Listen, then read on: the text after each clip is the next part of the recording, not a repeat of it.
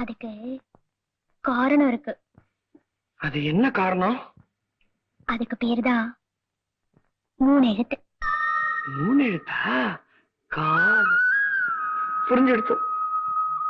என்னைக்கு நாங்க இந்த வீட்டுக்கு குடி வந்தோமோ அன்னையில இருந்தே உன் மேல எனக்கு ஒரு இது.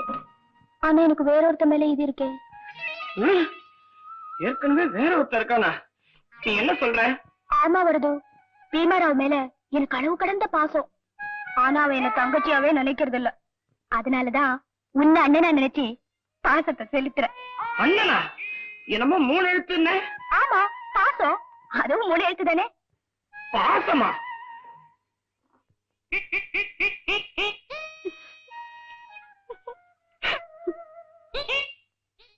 மூதேவி, அதுவும் 3 எழுத்துதான்.